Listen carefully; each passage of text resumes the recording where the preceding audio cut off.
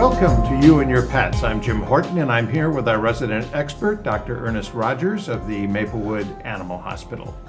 And we discuss a broad range of pet issues. In the last year, we've discussed quite a few number of things about cats and about dogs. This particular session, we'd like to talk about what you do with your animal when it comes to cold weather. That's both the fall and the winter. And I'd like to start off by saying, what do pets normally do when the winter begins? Do their coats naturally grow thicker? Do they become normally acclimatized if you leave them outside? Or what is it that happens genetically with the animal? I think their initial genetic tendency is to hitchhike south. But realistically, many animals, particularly the long-haired dogs and cats, will grow thicker fur. And they tend to shed all year round, but in the winter and the early fall, as the temperature gets cooler, they tend not to shed as much. Their hair grows thicker, and though it appears to us as though it's longer, it really is just thicker. Mm-hmm. And that helps insulate them from the cold, from the wet, and from the dampness of the upcoming winter-fall. Well, what about an animal that doesn't shed? Like our particular pet is a Bichon Frise, and they do not shed. What is the response that kind of an animal would have? Well, I think most animals tend to beef up or put on a little bit more adipose tissue, fat tissue, but that's not always the case. Many animals, such as a Bichon and some pit bulls and some other short-haired dogs, would not have the response that a long-haired dog or cat might have of increasing the fur. Typically what they do is they tend to put on a little bit more fat. All dogs will do that, all cats will do that in the winter, but they aren't really made or built to be outside and having to endure that kind of weather. You were mentioning before the start of the program that there are temperature ranges that you should be very careful about having your pet in, and I was rather surprised at the range that you gave. Would you go into that and let's discuss that a little bit? Well, I think this is more from my experience. It should be noted that I came from Canada, and so many animals are there aren't very many animals left outside. And from my experience, both in Canada, United States, both southern United States and the Northeast here, typically around 55 degrees, an animal being left outside for more than a couple of minutes, couple of hours, it's a little uncomfortable for them. At 45 degrees, they should really have some kind of shelter to get out of the wind, out of the rain. And anything below 45 degrees, I think, becomes a little bit unbearable unless the animal has been acclimatized to it. Even being acclimatized to it, I would say, once the temperature gets down to freezing, it's probably best to bring the animal in and give it the benefit of being indoors below freezing, so that's 32. But that's an animal that's really living outside most of the time, isn't it? Correct. Okay, what about an animal that is sort of an indoor-outdoor animal, a cat that uses the cat door coming in and out of the house? Do they acclimatize as easily, or is their general reaction just to stay in the house once it gets to a certain temperature? A lot of times the reaction is to stay in the house. We have to realize that both dogs and cats have fur in between their pads. When they walk on something wet, or if they happen to melt snow in their pads, they will get little pieces of ice in between their pads, which it won't cripple them, but it makes walking very difficult for them. So they tend not to want to go outside. When it's cold out again, their normal attitude of sitting and waiting is very uncomfortable for them when it gets very cold. So the typical cat or dog will go outside, will spend a little bit of time outside and want to come in. So from my experience, and not all cats do this, some cats will go out with 3 or 4 feet of snow, as we had a couple of winters ago. But the majority of dogs and cats will hedge their bets and try and look for comfort and warmth rather than go out. Well, that raises a problem, one that we've dealt with over the years with our particular animals, that it'd be snow and ice, but he still has to have his walk because he's got to do his daily business. Correct. And he gets out there and he gets ice between his paws and he starts limping in the most horrid looking way. You think the animal's going to die on you. So we end up picking them up and carrying them, which defeats the whole issue. And so, I mean, what do you do about things like that? Is that just something you live with an animal, or are you able to just kind of knock it out of the paw so they can go on and do what they're supposed to do and then get it back in the house? Well, I think there's a couple of situations that you can deal with here. Animals clearly would prefer to go outside and urinate and defecate.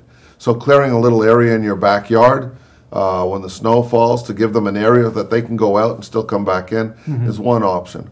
I think not only do we have to worry about the ice forming between their paws, but in general, most suburban and municipalities use salt, and this is calcium chloride, and it causes the paw to become sore and raw and red. So I think in that situation, we also have to maybe use booties. Some dogs will tolerate booties, some dogs will shake them off and never use them. Given that they might shake them off and never use them, then when they come in the house, you want to have a warm, damp rag to wipe their feet, both to get the ice off and to get the salt out of the crevices of their feet so that they're more comfortable when they're inside. Beyond that, many cats and some dogs will tolerate a coat. And I've seen some fairly expensive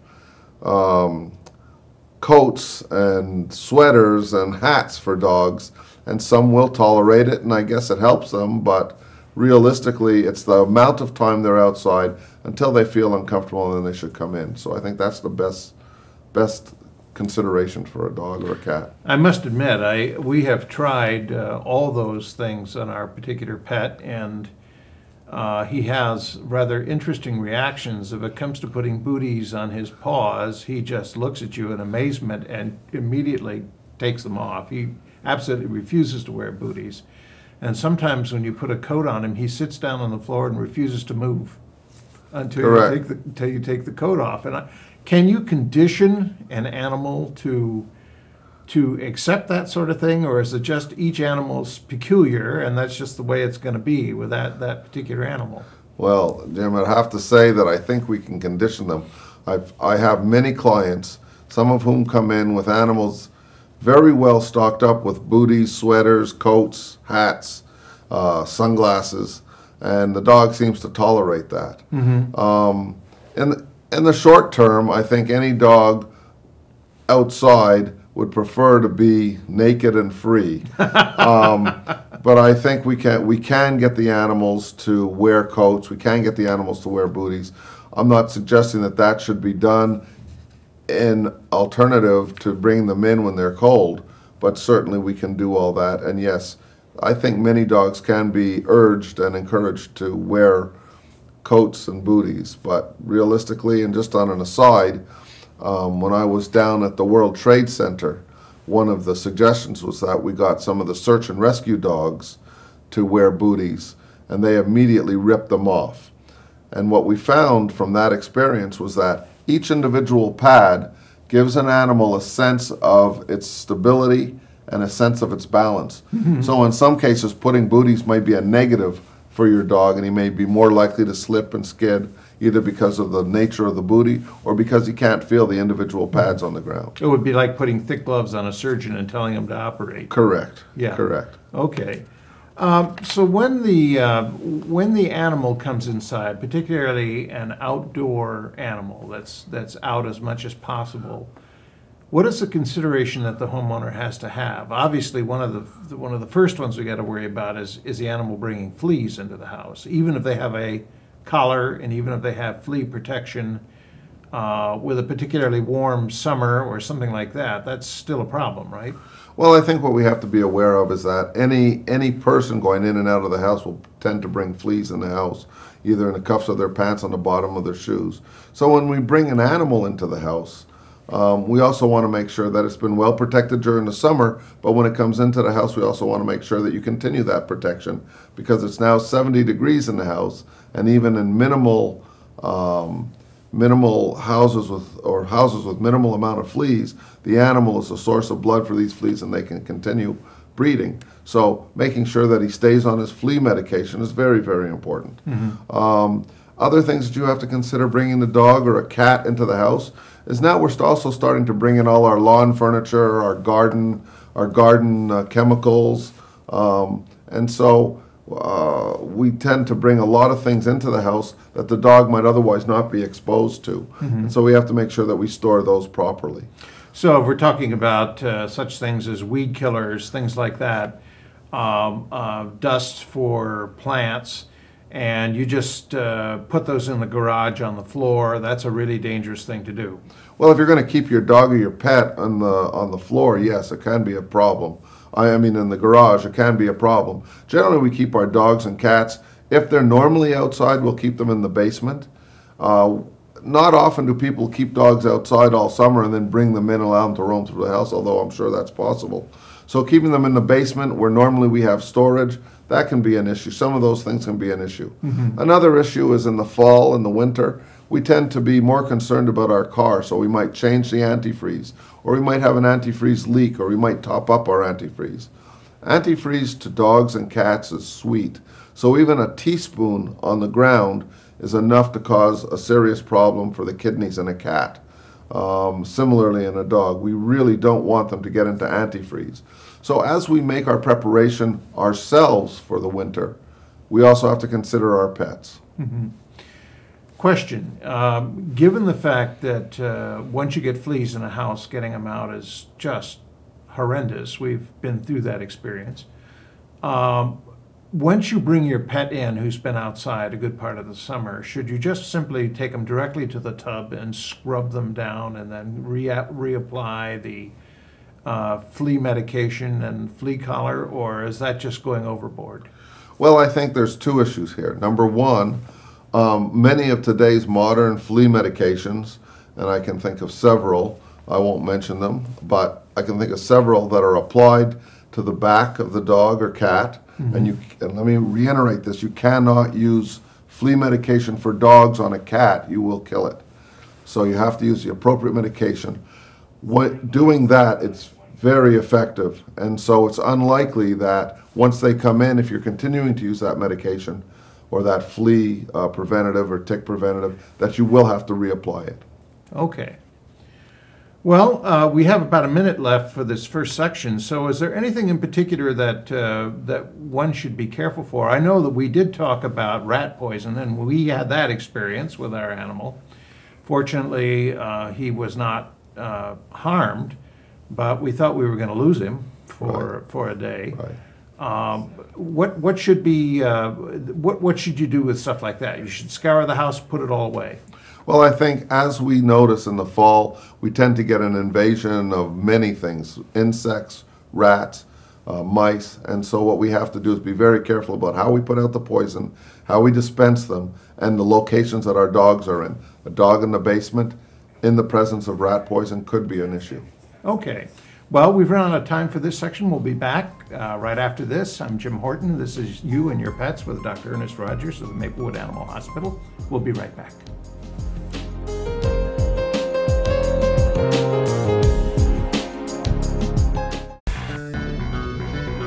Television is a powerful and influential medium that allows different groups the opportunity to produce programming that directly affects their own communities.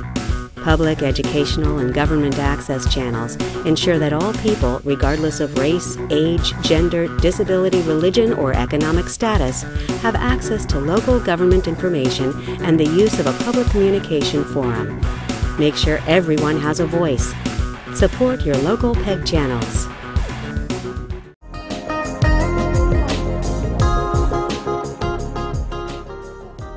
Welcome back to You and Your Pets. I'm Jim Horton, and I'm here with our resident expert, Dr. Ernest Rogers of the Maplewood Animal Hospital. And we have been talking about pets and bad weather, basically pets during the fall time and in the winter time. And I'd like to turn now, if I can, to things that pet owners should not be doing during cold weather. There were several things that you brought up about leaving food and water bowls out, things like that. Right. Could you go through some of that? Well, I think we have to realize that when the temperature drops below 32, everything freezes. And I mean, that's obvious and common sense. But sometimes what we forget is that when we put our dog's food and water bowl out, if the dog happens to be out for any length of time, it no longer has access to water, it's now ice. The food often is frozen, and that means it's no longer available to the animal. So even feeding strays, which probably shouldn't be encouraged, but feeding strays, leaving food out for regular animals, one has to be cognizant of the fact that they have to go out. The water has to have either be replaced or replenished often, and it has to have some way of staying warm. So whether that's a heat lamp to keep it liquid, or whether the food should be kept under a heat lamp to keep it from freezing, those are two options for animals that are outside. I think any animal that's outside really has to have shelter. And there's a number of different igloo-type plastic shelters that still should be lined with other things to keep the animal warm. So, Well, now, I want to interrupt there just briefly, but you're still saying, though, even if it's an igloo shelter and plenty of old blankets and maybe straw in that shelter, once it gets down below 45, you should still take the animal out of that igloo. Is that correct? well, that's my opinion. I mean, other people, we've had huskies that go to sleep, curl up without any type of bedding or shelter, and they just wake up in the morning, shake the snow off. I think there are dogs that can be outside, but they've been adapted to be outside. So I think a Bichon or a pit bull, a short-haired pit bull, or a German Shepherd, if any of these dogs have not been acclimatized, then to leave them outside would actually be cruel. All animals in the state of New Jersey have to have access to shelter, water, and food. And they clearly don't have any access to water if it freezes. And if they don't have shelter, then that's considered overbearing an animal. And the authorities can make an issue of that, or your neighbors can make an issue of that. So yes, my opinion, and I'll make it clear that it's my opinion, anything under 45 degrees, between 45 and freezing, animals can go out, and obviously they do go out, but to leave them outside overnight, I think would be a detriment to the animal. If a homeowner rigged a heat lamp or something like that in the igloo or in the doghouse or whatever it is, along with blankets, that would be a perfectly okay situation in your opinion? I think as long as the animal is comfortable, yes. I don't see, the idea here is to not have the animal overburdened. Right. And physiologically, we can only maintain our body temperature in certain elements. And so if it gets too cold, without the proper nutrition, without the proper sustenance, it'd be very difficult for us to maintain our body temperature. And it's not uncommon. I've seen it personally where animals have just curled up and go to sleep, and you wake up the next morning and they're dead. So I think we have to be aware that cold does kill, and we really want to maintain our animals, our pets, so that they are not treated as though they have no part of the family. You mentioned also that they need more food in cold weather in order to build up, what is it, their fat layer? Well, no, they need more food because their metabolism. If your body temperature is 98.6 and a dog's body temperature is, say, 101.5 normally, to maintain that body temperature, you need food. So if you don't get increased food or the proper food, because most of the working dogs that I deal with get a high protein, high fat diet to help them maintain their metabolism. They're outside working all the time. So it'd be similar if you have a dog that you want to acclimate to the outside temperatures, you're going to give it proper shelter with proper warmth. It still needs additional food to maintain its body temperatures. Okay.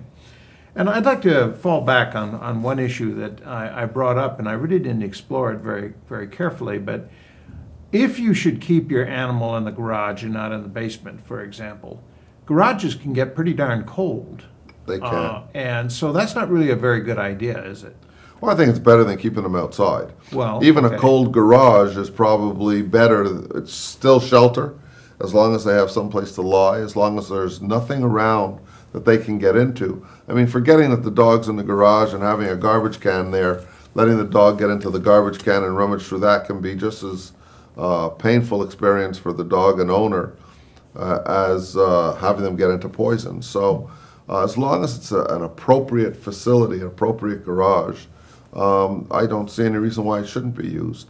Now, we have different thoughts on garages. My thought of a garage is a garage within a house that's attached to a house. Not detached and Not off on its own. detached and made of wood and 30 Right. yards from the house. With a cold concrete floor.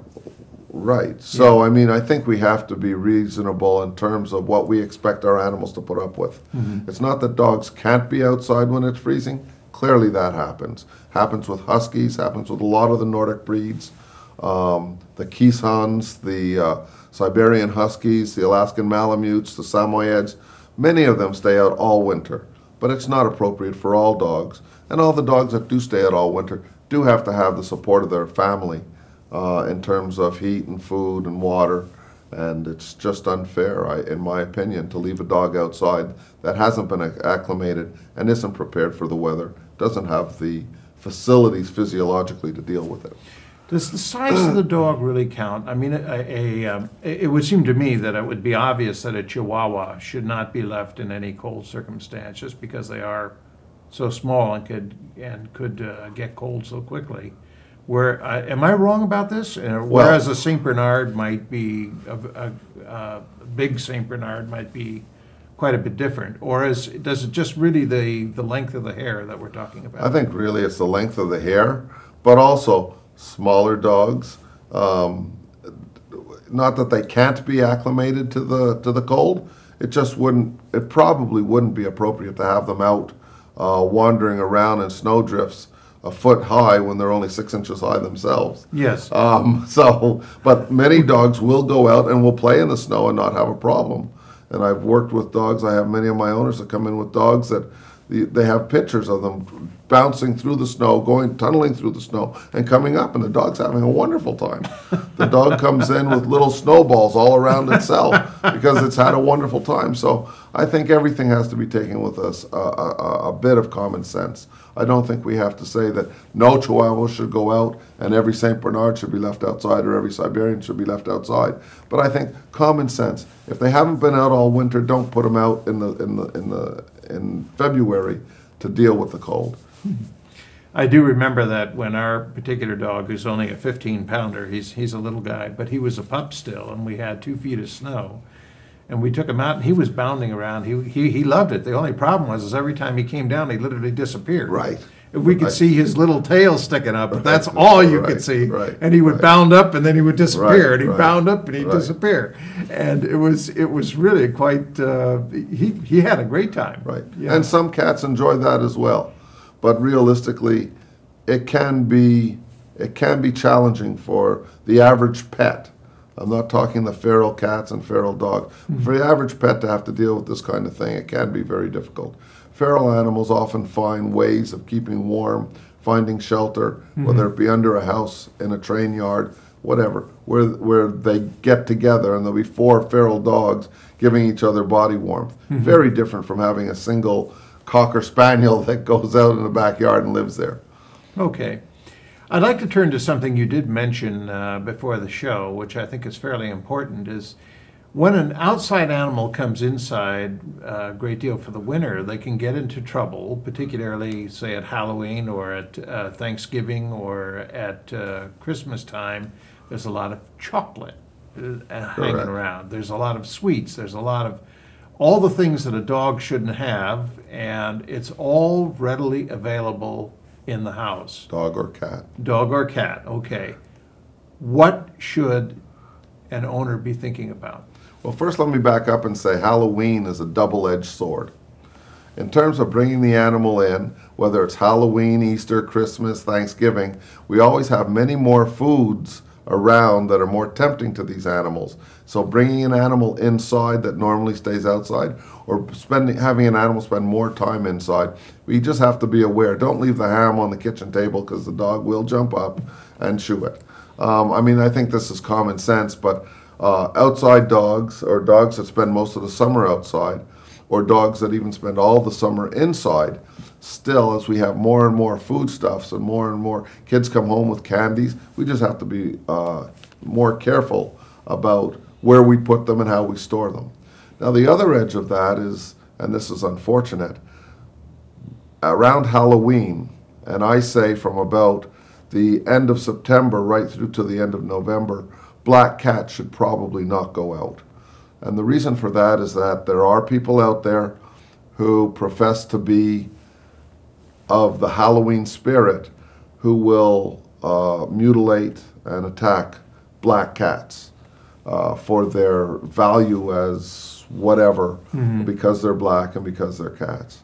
And so the other edge of this sword is to let your animals outside, if they happen to be black, and black dogs are no exception, can result in unfortunate mutilation or kidnapping, I guess it's dog napping, or cat napping, of a pet that otherwise would be okay the rest of the year.